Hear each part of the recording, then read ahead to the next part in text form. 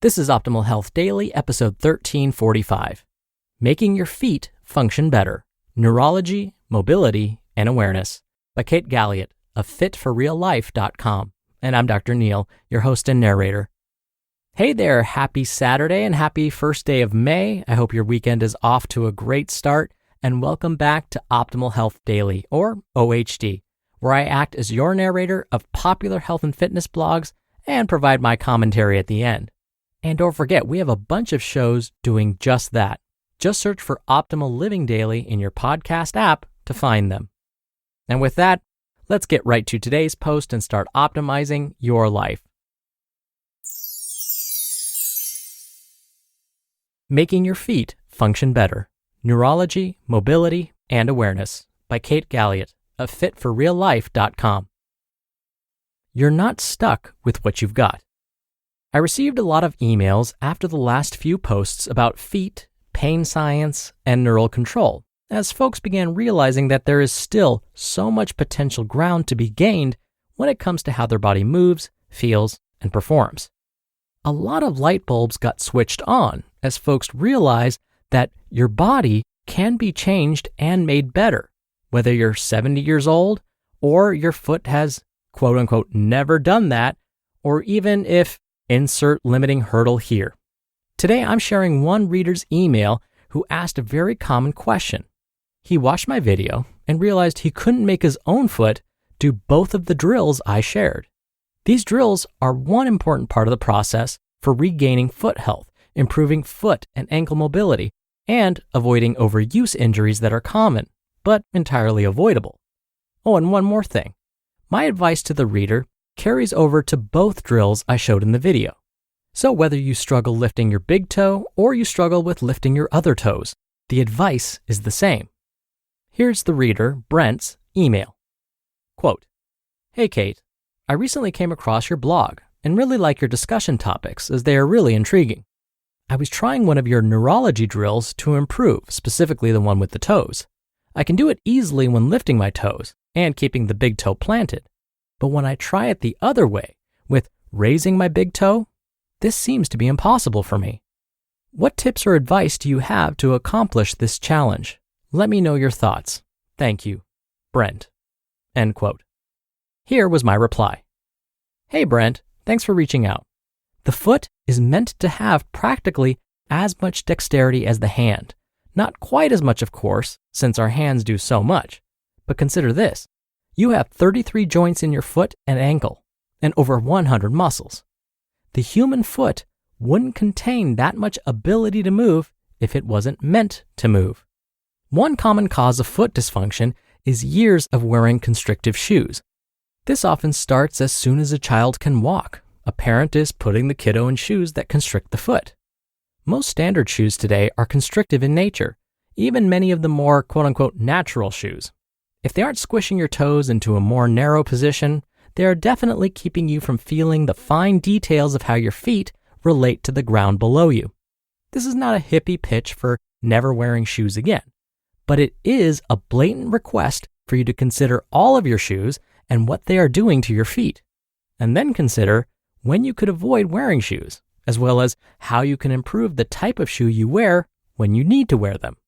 There's a whole conversation happening about footwear and feet, but that's not the rabbit hole we're diving down today. Moving on. Another part of the problem is that most folks do nothing about their feet at all. So the only stimulus coming into the body is, foot, you can chill out. Don't worry about getting that bunion and those hammer toes developing. None of these other foot muscles are being used much anyways. When you're shoeless, you can not only articulate your foot better, but you can feel yourself articulate your foot better to connect to the ground below you. You can squeeze your foot around a narrow, unstable surface if you need to. You can flex your toes straight into the floor to brace yourself against a sudden, surprising movement, like a toddler squirming about in your arms, or a sudden near miss with the 10 grocery bags you're carrying into your house. Practicing drills like the ones I show in the video, and all of the drills in the strong feet pillar of the unbreakable body, assist you in becoming more cognitively aware of what your foot is doing at any given time. Practicing in a conscious, controlled environment, like during your workout time, is necessary in order to function well in an unconscious, uncontrolled environment like real life. In the drills video, you're retraining your brain to be able to move your foot in the ways that the muscles within the foot are capable of moving, but likely have not done so in decades. This is why it's hard.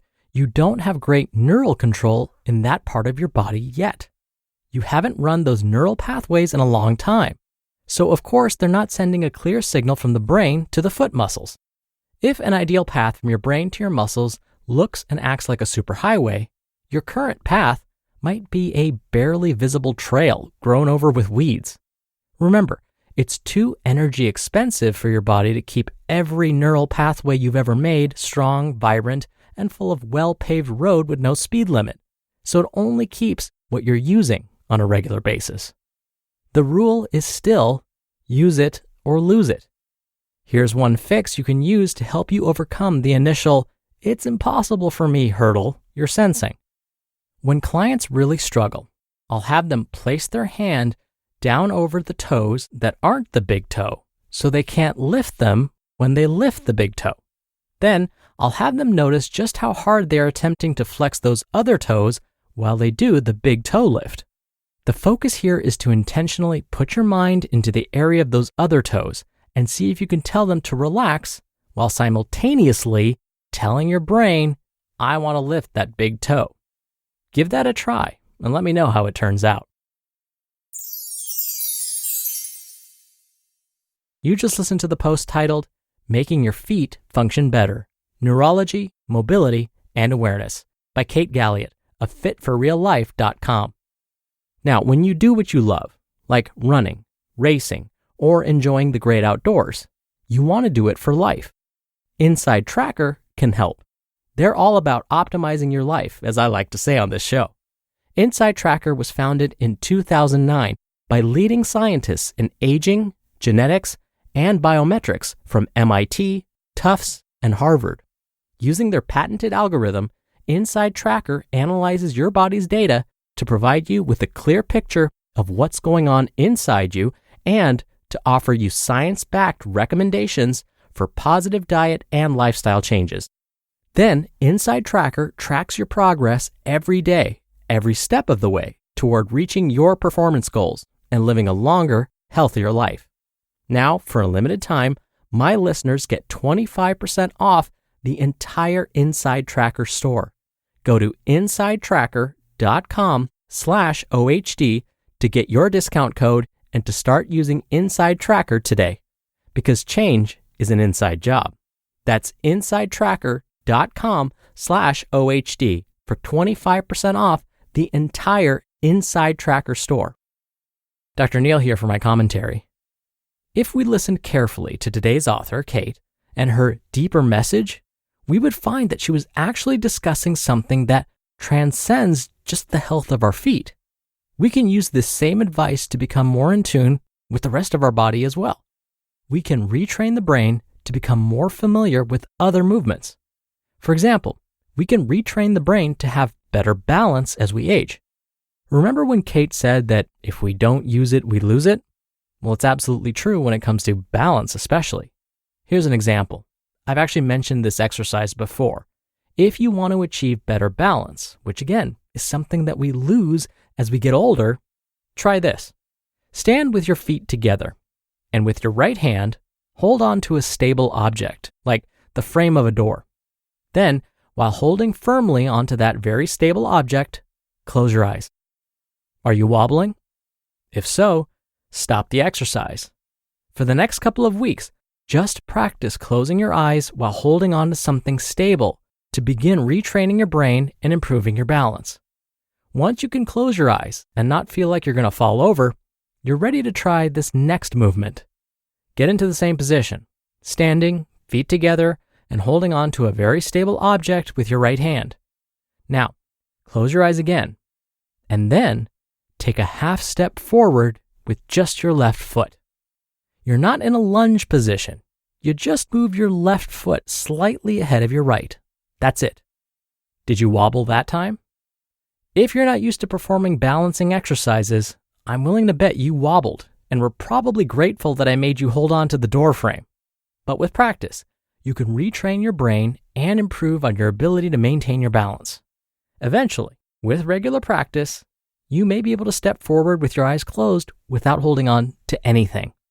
These are the ways we can, as Kate said, improve our functioning through neurology, mobility, and awareness. All right, that'll do it from me for today. I hope you have a great weekend if you're listening in real time, and I'll see you back here tomorrow for the Sunday show and where your optimal life awaits.